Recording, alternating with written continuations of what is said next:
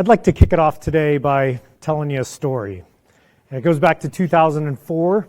At that stage, I was a program manager for General Dynamics, and I'd only been a PM for 2 years. I'd been with the company for a sum total of 4 years. And my program for the U.S. Department of Defense was one where we took U.S. intelligence and we facilitated the release of that intelligence to our foreign partners that needed it. And it wasn't a massive program. I had about $8 million a year budget. I had about 55 people in 3 countries, most of whom were overseas. And it was sort of like, a microcosm of the internet. We had our own network. It was a classified network, obviously. We had our own servers, applications, trainers, logistics, you name it, a little bit of everything. And my customer comes to me one day and he says, I'm really sorry, but we're going to have to cut your budget by 50%. Yeah. So first question is, am I going to have a job, my 5th year with GD? But then I'm sitting here thinking, I got 6 months and I've got to figure out which of my 55 employees aren't going to have a job in 6 months. Who am I going to have to pull, out of theater, move them back to the U.S.? Who's going to have kids in school that are going to have to pull them out? It's a terrible situation to be in. So I went to my operations manager and I said, right, I need the data on who's using our applications, who's using the system, what are the most critical applications out there, so that I could make a determination of which employees had the right skills to keep on board to make sure that we were going to retain the people to do these critical apps. And he didn't have an answer for me. He didn't have any data, right? And at that point, I made a vow that if I was ever in that position again, if I was an employee again in say 6 months' time, if I was ever fortunate enough to have a program where I could fund that type of capability, that'd be the first thing that I would do. And fast forward to 2011, and I was lucky enough to where we did grow substantially. Within those years, we went from 8 million, dropped down a bit, obviously, and then I guess they sort of figured out that sharing information with our allies was pretty critical at that stage in Afghanistan and stuff. And all of a sudden, the funding started to skyrocket. And one of the first things that I did is go to my software development team, and I said, right, I want to build an analytics capability, and I want you to go out and investigate what sort of tools are out there. And they gave me a handful of different tools to consider, and we selected Tableau. I was lucky enough to have customers who valued innovation, as GDIT does. I had the special forces and intelligence community, and they always favor bleeding edge technology, sometimes a little bit, too bleeding edge, but they love getting and being the early adopters. So we were the early adopters, relatively speaking, with Tableau. So I'm so excited to be able to share my 8 years of experience of Tableau with you. Now, some of you are probably with the Department of Defense or government. How many people with government? How many people okay, so maybe a third. So some people might be thinking, okay, what has this got to do with defense contracting? First off, our company, we do everything from the Gulfstream private jet to the M1 main battle tank to nuclear-powered submarines to also having a huge healthcare industry, IT, so the gamut. We have 5 operating groups, as you can see, $36 billion.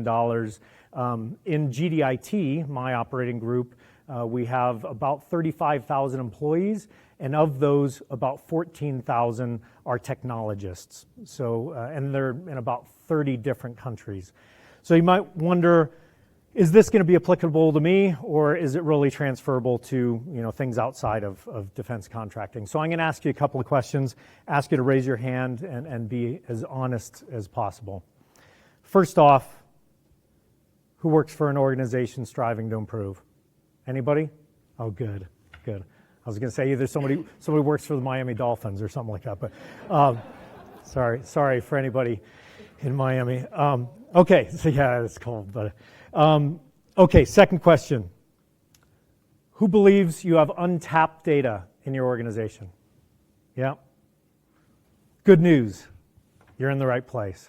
So I've spent much of the last 20 years of my career with GDIT, working with some of the toughest customers on the planet, the intelligence community and special operations forces, and figuring out how we could leverage, expose their data, and use it to make data-informed decisions in their organization. Now, a little bit of a disclaimer, obviously we've got sensitive customers and they don't want revealed who they are, and some of this stuff can be a little bit touchy. So we had to run this by our legal team, security, and actually I just got the slides like a half hour ago, so I'm not sure how it's going to look, but hopefully we've got...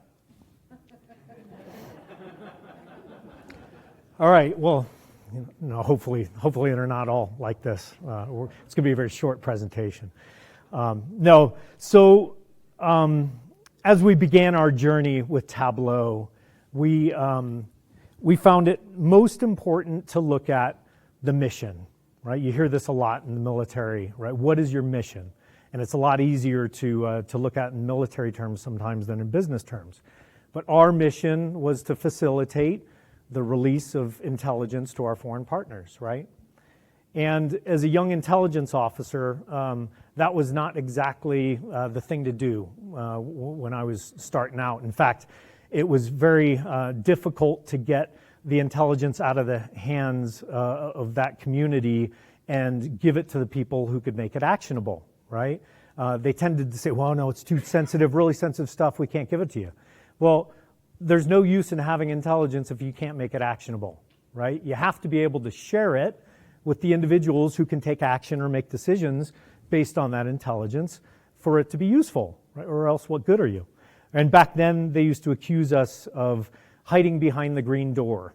And that was a euphemism for the sensitive compartmented information facilities, the SCIFs and classified facilities that we were locked behind, no windows, just awful conditions. But so they thought we were hiding behind the green door and not sharing it.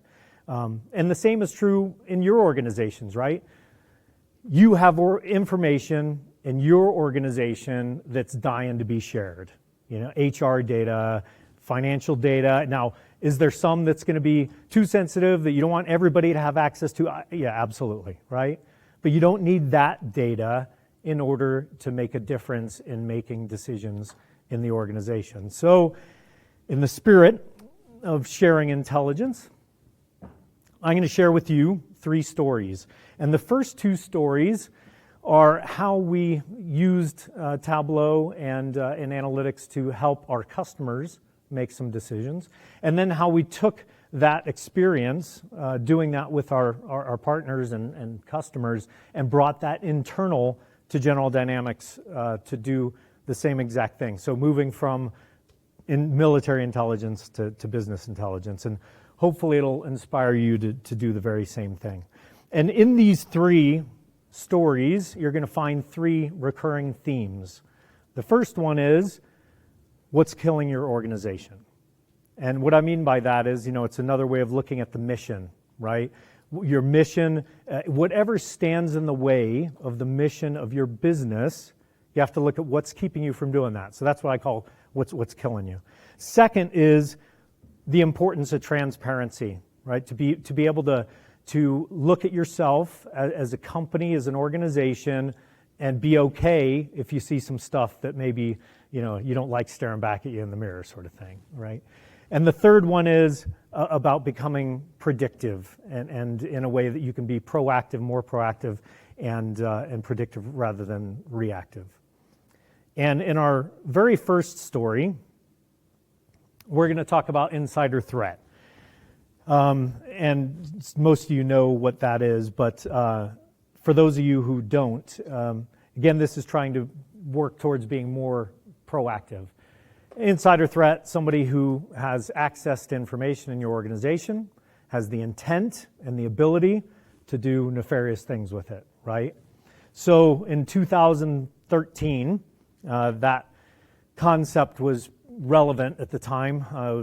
Everybody was talking about it, and so my customer called me up and said, do we have an insider threat? And we were still pretty early in our journey at that stage, right? But we had tapped into data that was most important to answering that question, right? Because we started with our mission, we started with our intelligence production and consumption. Who's consuming it, who's producing it, that sort of thing. Now, I'm going to show you a slide here, and I want you to spot the anomaly. See if you spot it. If you spot it, raise your hand, yeah?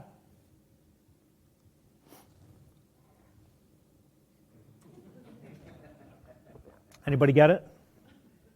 Okay. Exactly. That's what we thought when we looked at that data for the first time. Out of the tens of thousands of users that were coming in and accessing our intelligence, there was a single user who was consuming over 1,000 times the amount of every other user in the organization or on that system, right? So obviously that resonated with us. We're like, holy. And so we called up that user. We started doing some digging, going, okay, where's this person coming from? And found out it was one of our foreign partners. And so we give them a call and had a great relationship with them, and awkward conversation, right? And you say, hey, yeah, I was just wondering, we're wondering who that is that's pulling down every single one of our products. And he said, no, that's not a user. Don't worry about it. You know, that's not a user. So, good, not a user. No, it's a script. It's fine, it's a script. I'm like, oh, great, yeah, it's a script. That's even worse, right? So what they were doing is they're scraping every single one of our products, and they're pulling that and pushing it to a different system, another classified system, thank God, right? It's not, they weren't throwing it somewhere else. But it's a problem for us because we don't have positive control over it. We lose control. Not a good thing. And so the important thing was we were very early in our stages, but because in our whole journey of analytics, but because we started with what was really important to the mission, we could at least take steps right away to become a little bit more proactive than reactive with this data. And we all have data and information that we need to share with various organizations or individuals, again, financial data, PII, or any of that stuff. And sometimes if it gets into the wrong hands, it can be very serious, right? And especially with intelligence. In the intelligence community, when that happens, when we have information that either goes to the wrong system sometimes or gets spilled, that doesn't happen too frequently, at least intentionally. But with moving information to various systems, you might have varying levels of classification. You might get some stuff that spills over. So similar to an oil spill, right? They call it that for a reason. It's not good. Most spills aren't good, right?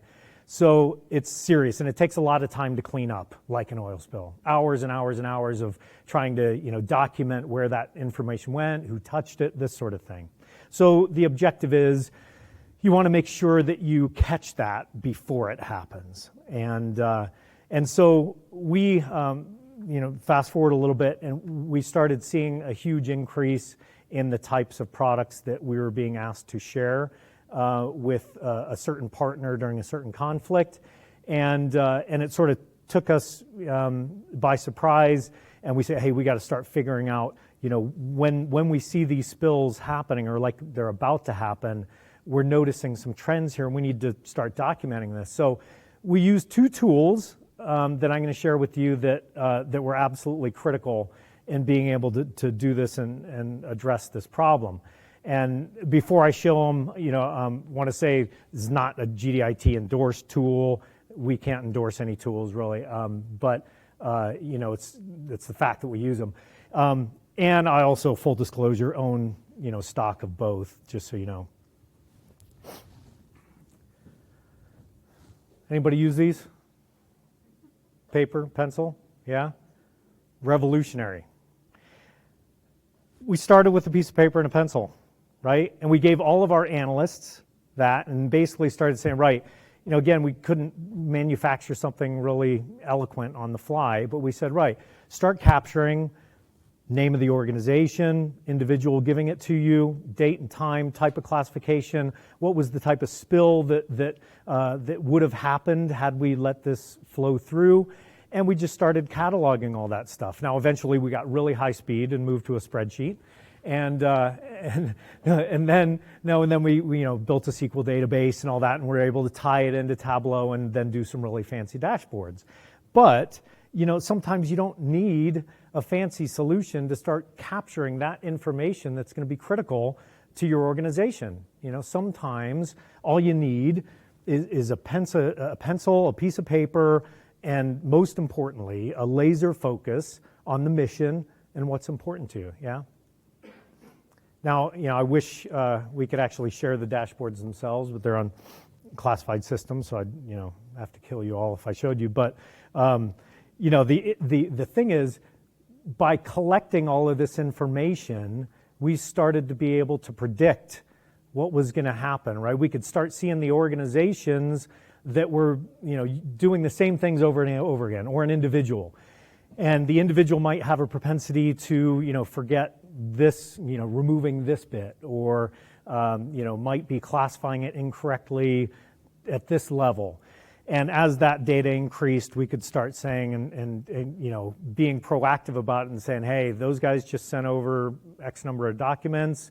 We start looking at these things first. And, sure enough, we were able to start zeroing in, trying not to be too laser focused on those things alone, but it helped us really deal with the workload by predicting what we might see. And at the same time, so we were able to absorb a tenfold increase in the amount of products that we were able to push through at the same time as maintaining Six Sigma levels of quality, right? So 99.99% of the time was good to go. And also, a couple of years down the line, this became absolutely key because we have, now, when you look at the products that we were sharing, they might have, varied from a single sentence to 20 pages, right? And what we were doing is we were starting to look at, well, how long does it take us to do all of these products to push them through, right? And when one contingency kicked off, we noticed a surge of, again, about tenfold in the amount of data we needed to share of a certain type of product. But instead of just, going to our customer and saying, hey, we need more people, we're swamped, we get too much work, which is usually, what we end up tending to do either in an IT department. It's like, I'm, overworked, we just need more people. We didn't do that. We had the data. We could say, hey, we've got 10,000, of this type of product. This type of product takes us on average, empirically, we've been measuring it for, a year.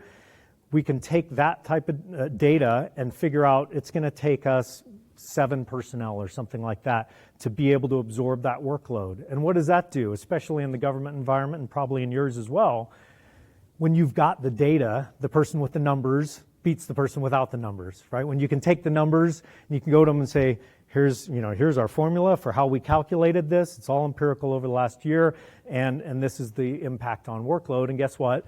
They went to the powers that be, they hold the purse strings, they got the money, and everybody was happy, right? And in a way, you're doing it empirically. You're not just screaming, I need more people. So all because, again, we started with a piece of paper and a pencil, yeah? So massive, massive impact for such a small investment. I didn't say I owned a huge stock. Yeah, it's not valuable. When I briefed this to my wife, she's like, we do? What is it? I'm like, no. So what's killing your organization? When we start looking at that, again, start with the mission. Start with what the objective of your organization is, and just start measuring that first. Second, as far as being transparent, you got to be open to finding anomalies. Our customer, we were lucky enough to have worked with them for a decade, and we had built up a huge amount of trust. And we could be totally transparent with them. With some customers, or some, contractors may have been afraid to show them this huge anomaly because they get beat on and, hey, why didn't you spot that sooner or something? But, this is really important in any organization. building that trust up over time so that, again, you can be totally transparent. And as a company, you got to be willing to do the very same thing, even if it's not pretty what you see. And lastly, becoming more predictive. Again, because we were starting simple and not using this elaborate, set of technology to do it, it still allowed us to become predictive just by collecting more data over time. Now, our second story today is about how harnessing data from multiple different data sources and collecting that over time can help you make decisions and solve puzzles inside of the organization that you might not have otherwise been able to solve. And in this particular instance, it was the quandary was, do we fund an application or not? Now, in the military environment, what you'll find a lot of times is, especially if you've got a contingency that kicks off somewhere, you'll get organizations who dive in and they try and solve a certain problem. They throw some money at a solution and just try and build it really quickly. And then they'll come into the theater wherever the operations are and they'll say, hey, we've got this great thing for you. It'll help you out tremendously. It's free. Don't worry about it. You can have it. And then all the operators and people get hooked on it and they start using it. And then a few years down the line, they're like, so it's not free anymore. We're losing money and then we need to pay for it, right? I mean, that never happens in the commercial environment, right? They never get you hooked on something and then a few years later make you pay for it. No, they wouldn't do that. Same with us, right? So customer calls me up and he says, this program office is going to stick us with the bill for this, a few $100,000. Should we fund it or do we not fund it? And, so we started to look at the data. And the first place that we looked at was the unique views. So who's coming in, how many people are coming, just basic stuff, right? And, had that been the only bit of information that we had, there weren't a whole lot of people relative to a lot of the other applications that we had on the network. It was actually a very, very small number of people. So if you were going to, if that was all that we were measuring, we would look at that and said, hey, boss, a few $100,000, I mean, that's, per user, that's a huge cost, right? So we would have said no. But, lucky for us, that wasn't the only data that we had. So in addition to the unique views, we also had location data. So we started looking at, well, where are all of these views coming from? And when we started tracing that back, we found that all of them were coming out of an area where we had active military operations going on, right? So all of a sudden the picture gets a little clearer and you're like, okay, small number of views, but it's in a high threat hostile area. So then we started peeling back the onion a little bit and said, okay, let's look at the unit data. Which units are these coming from? And when we looked at the unit data, every single one of them was special operations task forces. So now, big piece of the puzzle, right? Whenever you're dealing with SOF, I don't care who they are, they're a big piece of the puzzle. So very interesting. Finally, we started looking at our training data. And so we have multiple different types of courses. We train thousands of users every year. And sometimes it's for 2 hours, sometimes it's for 5 days. But every single person that goes through our training course has to fill out a critique at the end. And as part of that, they say, right, what organization are you from? What nation? What was your favorite application that you learned about? What's most important to you in your job and all this stuff. When we interrogated that information over a course of several years, we pulled up, what application or who was using this. We found that out of all of the users using that particular application, it ranked number 1 by the Special Forces as the most important application for them, right? So when that happens, you're sort of going, okay, $300,000? Yeah, no problem. We'll fund it. So, had we just had the unique visits, had we just had that data, we probably wouldn't have funded it. And in the process, we would have ticked off some people that you really don't want to tick off, right? And that would have been a bad thing for me, and that may have ended my career, 10 years later.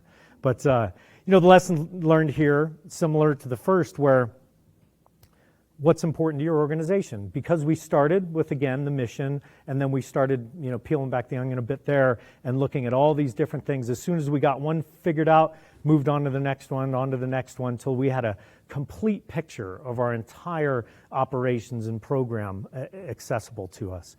Second, transparency. Now, we had developed self-service dashboards and all this, but you know how it is sometimes with your military bosses and stuff. They've got them accessible, but I had a face phone on my desk, and in one touch, he had access, but instead he's going to call me up and say, hey, can you do this? Absolutely.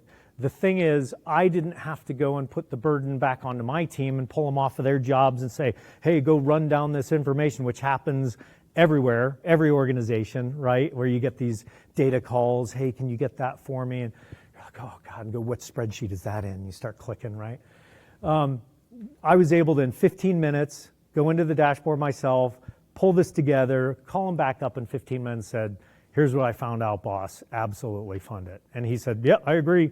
He didn't want special operations on his case either. The third thing is, as far as becoming predictive, the breadth of sources that you have, the more things that you start collecting on, the better that you can fuse that information and come to conclusions that you might otherwise not have come to. What would have happened had we made that decision, oh yeah, small number of users, and just all of a sudden defunded it, and the soft goes in one day in high threat, and they go to use the application, it's not there, it's not working, which happens in IT a lot. Hey, turn it off, see who complains, right? And dude, that would not have been good with these guys, right? They complain, it's going to be ugly. So that I can predict what would have happened there as well, right? Wouldn't have been nice. So in our final story, we're going to talk about how we took those lessons from our customers and we applied them to make dramatic improvements internal to the business. And one of our themes, as you've heard, is measure what's killing you. So when you look at a company, a little bit different, cash flow. If I went to all the CEOs of the companies in this room and said, what's one of your most important things, 9 times out of 10 probably it's going to be cash flow. And so it's the same in our organization. But it's again, if you're starting what's killing you, you may have to peel back the onion. And there's a great book. I don't know if you've heard of Richard Rummelt. He wrote a book called Good Strategy, Bad Strategy. Anybody read that? It's lots of really good stuff in there. But a couple points that he makes is, number one, most strategies are way too big. They cover too many things, and because of that, they don't get anything accomplished. Right? If you look, here's our strategic objectives in a 15-page document. And you look at the end of the year and you go, what did we do, actually? Nothing. Oh, wow, okay. But it was a really nice document. So he says you need to focus, again, on the 2 or 3 things. Look at your mission, look at the organization, and figure out what are those 2 or 3 things that are keeping you from accomplishing what you're trying to accomplish. And if you do that every single year, iteratively, you're going to improve as an organization. And in defense contracting, for us, time is money in the sense that we a lot of times bill our time back to the customers, and that's the service that we provide. So for us, time cards is a really important thing because if you don't fill out your time cards, you can't bill it. If you can't bill it, you can't collect the cash, etc. So how did we manage such a vital process in a multi-billion-dollar company? Any guesses? Excel. Bam. Spreadsheet, baby. Yeah? What do? We email it out to everybody. Just blast it. And everybody, here you go. Here's our spreadsheet of all the timesheet infractions. You got 1,300 lines and you're trying to scroll through, who didn't do their time card or whatever. And it's got PII in there, right? So you got to strip all that out because I can't email PII. So So now, in order to make a decision, I've got to memorize 300 employees, employee ID numbers in order to make any sense of it. It's crazy, right? So what do? Shift, delete, gone. So, sorry, as I mentioned, hard to digest, difficult to manage, and you can't action on it. So, of course, what we did is we started sucking into that into Tableau and visualized it. And in 2 minutes, you can look at this data, top left corner, and say, employee actions, manager actions.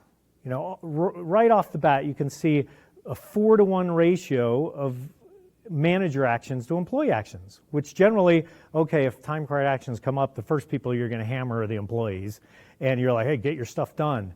But really, what we saw was, it wasn't the employees, they were doing them, the managers just weren't approving them. Right, so they weren't going through. So that was really, really important for us.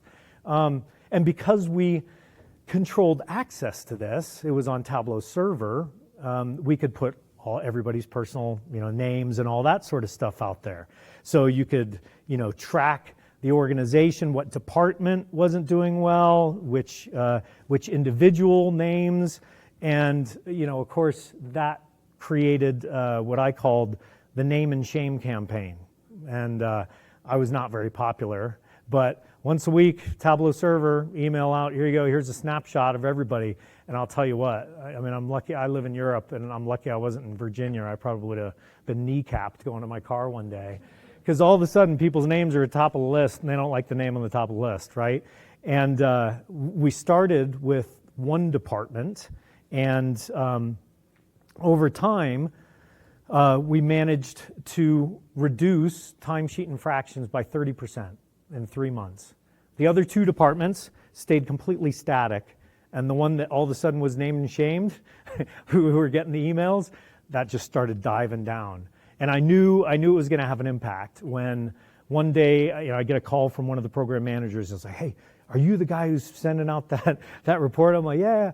He goes, I need to get on the distro of that because my boss is hammering me, because of my timesheet. So I'm like, yeah, I can add you to it. I'm like, so, and sometimes you also find that there's good reasons why they're not doing their time cards. We're in top secret locations and, they're in SCIFs and stuff like that. So you might get other insights that say, well, okay, maybe we need to develop mobile apps that they can use and do that. If we really want them to do it, then we need to give them a tool that'll make it easier for them to do that. So, and we started to be able to become predictive about this. At the end of the year, generally what would happen is, we get this email that goes out again. Everybody, please do your time cards. It's the end of the year. Really important to get this billing cycle done so we can charge. Okay, and then they just pray for the best, hope everything goes well. But I knew we could do better than that, right? We had a year's worth of data that we could pull from. So, we could, or let's see, did I go? Okay, now actually I'm going to go back here. So, if we looked at the entire of the last year and looked at who was the worst at doing their time cards, we could then sort of predict, who we need to harp on the worst, right? So you've heard of the Pareto principle, the whole 80-20. So you got your 80% of the effect is caused by 20% of the cause. Well, in our instance, it was the 70-2 principle. So 70% of the problem was being caused by 2% of the employees. Yeah? And out of that 70%, 22% of those were from just 2 employees. Crazy, right? So now all of a sudden, talk about zeroing in on what the problem is. So instead of blasting out an email to everybody and praying for the best, we say, hey, let's look at that 2%. Let's send a targeted email to them and say, we're on to you. We know what you've been doing the whole year, and don't do it again or else there's going to be serious repercussions. And guess what? When all of a sudden they're like, oh my God, they know, they're looking at my timesheet now. When we did that, end of the year, 0% timesheet across the entire company. It was phenomenal, right? Now, amazing result, to be honest with you. The second thing that was affecting us in the area of cash flow was collection of invoices. Same exact sort of thing, right? You You bill in order to receive, you have to, in order to get cash, you got to receive that back. And so again, how did we, this one's way more important than time cards, right? So how do you think we managed this process? Anybody? Excel. Bam. 1,300 line spreadsheet, 200 contracts, 1,300, invoices. Sound familiar to anybody? And it gets emailed out. And you're like, hey, go and collect your invoices. And again, you scroll. I don't know if I'm looking at. Tens of millions of dollars in outstanding cash being measured and collected by a spreadsheet. Drive me crazy. Every time I'd see stuff coming through, I'd like catch a spreadsheet and I feel like, here's what you really want to be sending people, It's like a Minority Report or something. So like with time cards, what do? We visualize the data. And instantaneously, you could see where, all the cash was hiding. Which customers, which departments, which managers. In one sector, we found that just five invoices accounted for 86% of the outstanding cash. Thousands of invoices, and out of those, that fell under one program manager and one customer. And the beauty was, neither of them had any clue that there was a problem. In our environment, what we have sometimes is you have the contracting office that's separated from the program office that actually does the mission. So, a lot of times the program manager and the customer, the people who pay the bills are totally different areas. So they had no clue. But when we showed them this, and it wasn't like they were trying to not pay, they had no clue. So we showed it to them, they're like, holy Toledo. So they took that data, walked it over, printed it out, of course, right? Print out the graph, and then go over to the contracting office and said, hey, these invoices, could you make sure those get paid? And, within, what was it? We took 86% of that, we ended up having a 60% reduction in total outstanding cash in 8 weeks. It's huge, huge. And that's going to be important to any company out there, right? That's not just defense contracting, I guarantee you. And it's an ongoing process, right? We're not going to say we perfected all of this stuff. You're going to have to iterate it. It's something that you're going to have to continue to work on, right? But when you're starting and you're looking at, you've got the data, you got a much easier and better chance of being able to affect it. And it's important to start. And you start with what's killing you. So the lessons learned there are, sometimes you got to peel back the onion. What I mean by that is, if we say, hey, we really want to improve on cash flow, okay, we'll just go pull the cash flow lever and see if that works. Well, no. Cash flow is, a component. There's lots of components to it, right? You might have the timesheets, you might have invoice aging, you might have lots of various things that affect that. So you got to start revealing the various layers to that problem and saying, okay, because if I impact this and this and this, my cash flow must be affected. So, it's not as easy sometimes as directing energy at one problem. You got to just peel back the onion, and if you do that and you make improvements to those bits, you're going to improve the whole. And second, transparency. Name and shame is really just another word for transparency. Some people don't like the transparency, but incredibly effective. It's human nature. People do not like to see their name up in lights, when it's a bad thing. So use it to their advantage. Take advantage of their weakness. No. Sorry. Let's see. And then as far as becoming predictive, multiple data sources, being able to collect information on all those different data points let us become predictive, and being able to do that over time helped us become predictive as well.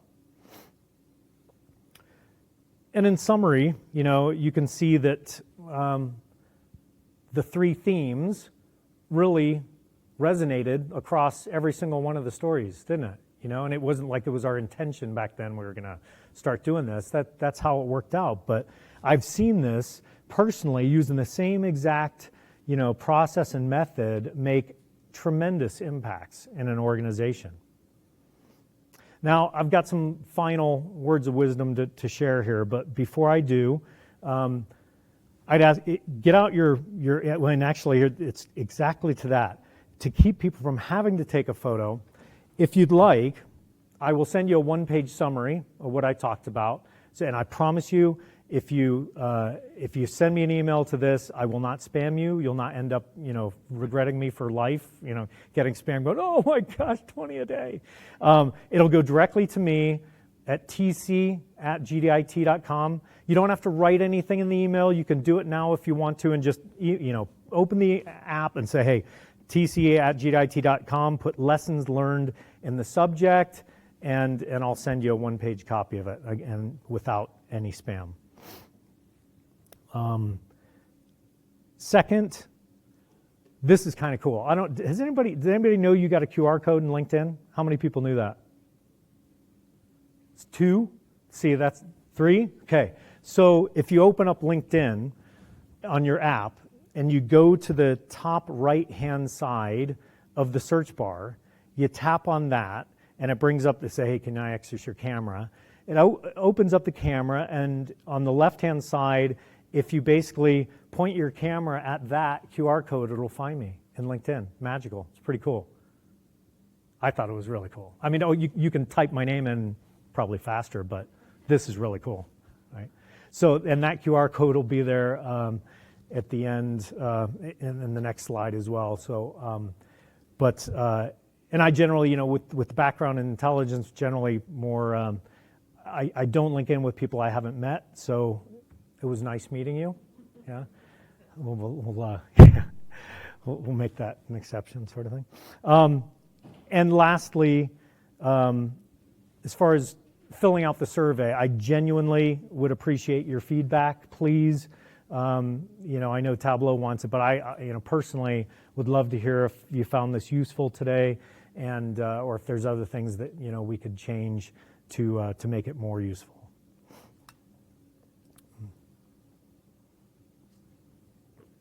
Now, the final thoughts, and in a way, these final thoughts actually have more to do with, I have a background in philosophy than anything else. A lot of people take different roads to data science.